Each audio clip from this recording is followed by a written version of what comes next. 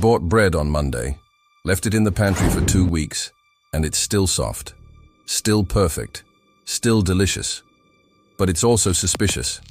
Real bread should mold. It should get stale. It should die. But most store-bought bread is built to survive weeks, not feed your body. So today we're going to uncover 3 scary things that may be hiding in your bread and what to do about it. Let's dig in. First up, we have to talk about calcium propionate. Now, this chemical is commonly used in bread and other baked goods to prevent mold growth and prolong shelf life. This way, the bread stays fresh for longer so that you can eat it well past its expiration date. But here's the catch. Studies have linked calcium propionate to behavioral issues like hyperactivity and decreased attention span in children. Additionally, it has been shown to irritate the gut. Yep, that's right. The bread you thought was giving you energy could be contributing to those zoomies your kids are feeling. And while the exact mechanism isn't fully understood, scientists believe that it may have something to do with changes in brain chemistry. So if you're worried about the effects of calcium propionate on your child, try to avoid breads with it. Check the label. We'll tell you how in a minute. Instead, opt for fresh loaves from your local bakery that don't contain any preservatives. And speaking of labels, let's talk about an ingredient that gives bread its soft, chewy texture: L-cysteine. Now, this wonder ingredient is often derived from human hair or duck feathers. Yep, you heard that right. Human hair and duck feathers. Don't worry though, because L-cysteine is also naturally occurring in some foods. But the stuff that comes from hair and feathers is usually a byproduct of the leather and fur industries. So if you're concerned about where your L-cysteine is coming from, check the label. But here's the thing.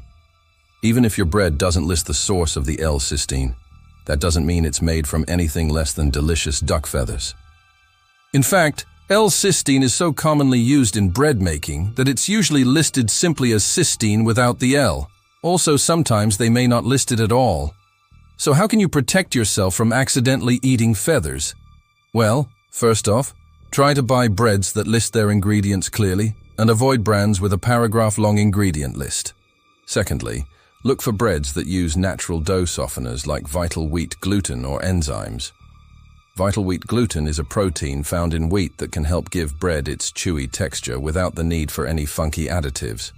And enzymes, well, they're nature's way of keeping things smooth and stretchy.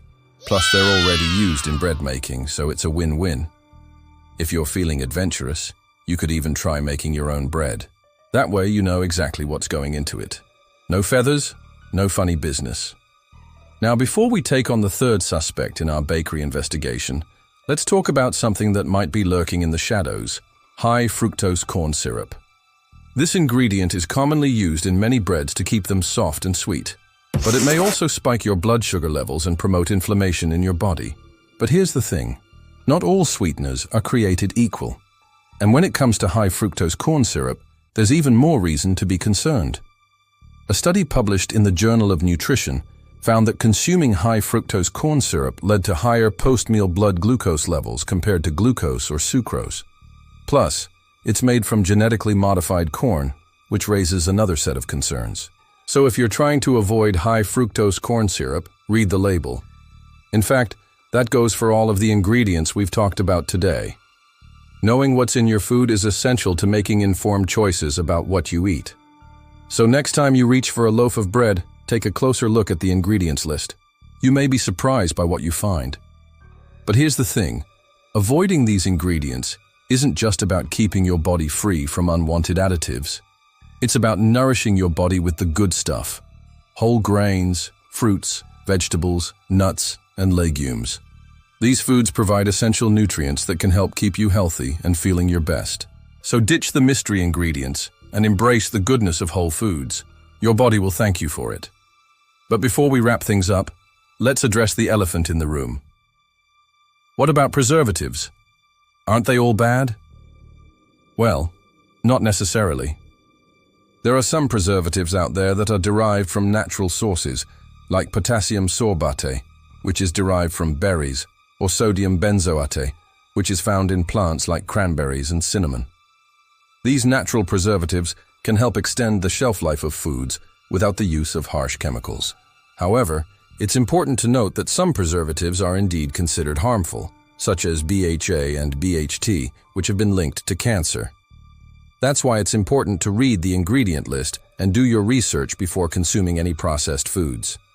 And let's be real, most bread is highly processed, which is why we recommend sticking to bakery fresh bread with a 3 to 4 day shelf life instead of those industrial loaves that sit on supermarket shelves for weeks. Plus, it's just better quality and tastes way better. And if you happen to have a bakery nearby, you can often find breads with a shorter shelf life there.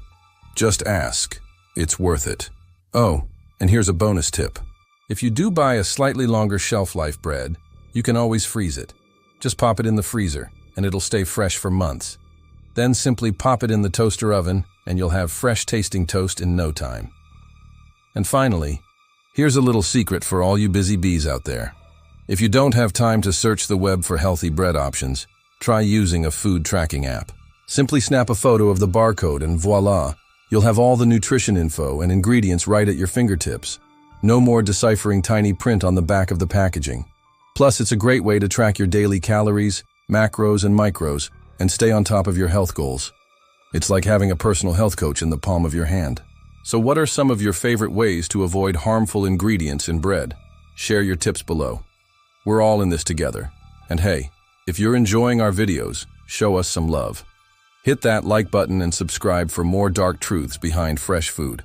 Remember, you have the power to make informed choices for a healthier you. Thanks for watching, and see you soon.